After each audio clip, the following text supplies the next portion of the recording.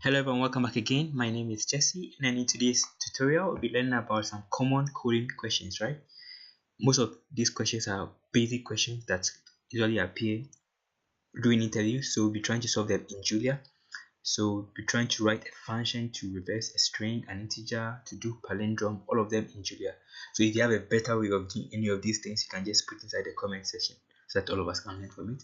Okay, so now first of all, let's start with the first one. So how do we reverse a string in Julia?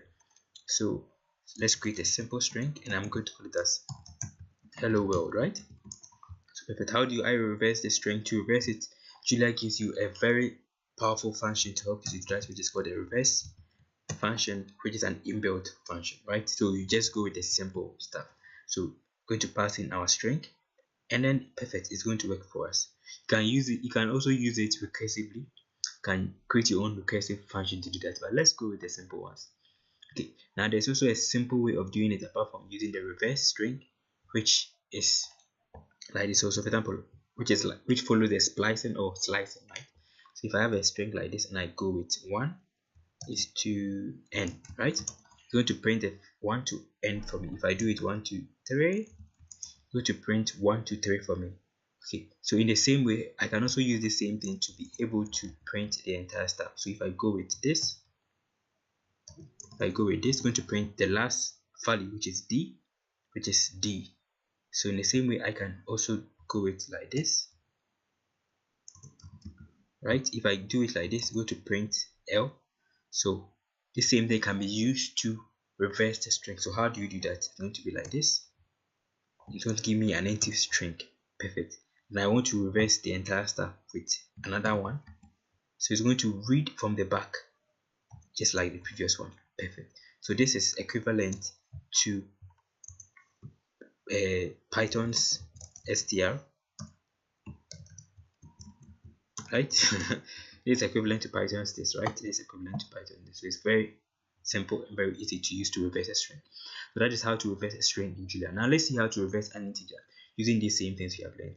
So first of all, to reverse an integer, you can, what do I mean by reversing an integer? To reverse an integer means that we are, for example, if you have a number like 59, we want to get 95. We have 67, we want to get 76. We have a number like 671, we want to get 176, right? So how do you do that? First of all, you have to convert the number, the integer, into a string, then you reverse it, then you join them back again. So how do we convert a string, convert any number to a string? So for example, let's say we have a number like 100. 100 is an integer. If you want to convert it to a string, just quite simple, just go with string and then 100, right? So it's going to convert it to a string for us. Perfect. So that's the first method of solving it. Now we have been able to know how to convert it to a string. Now how do we reverse it?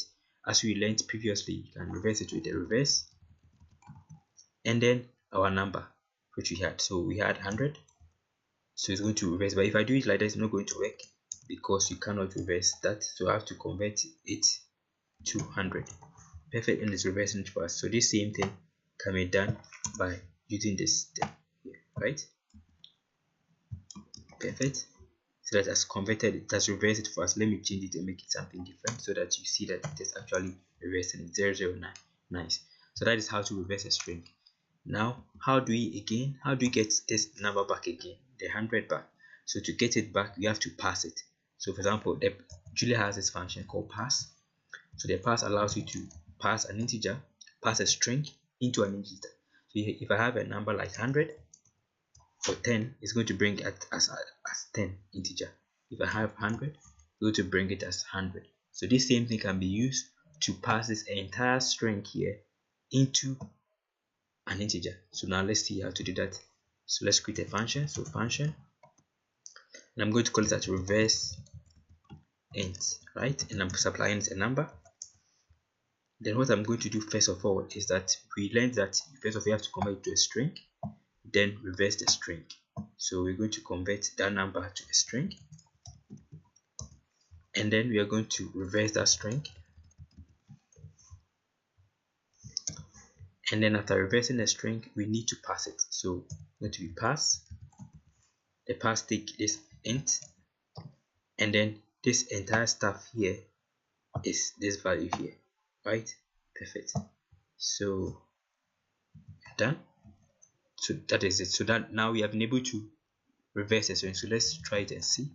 So if I go with reverse 8 and I pass in a number like, let's give it a number like 59, so that 59 has returned to us 95, which is very true. You can also try it for a different number. So reverse int, let's give it a number like this number.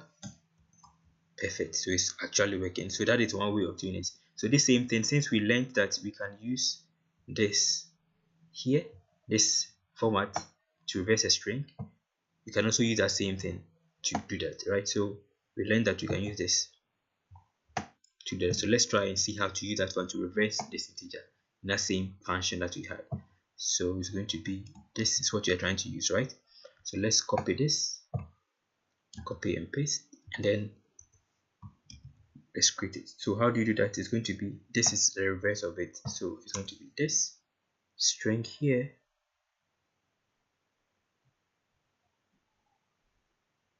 so let's try it from beginning.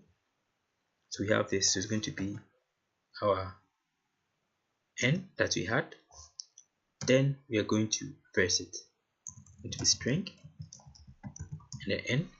Now we have the string itself, we want to reverse it, so we just go with this same thing here.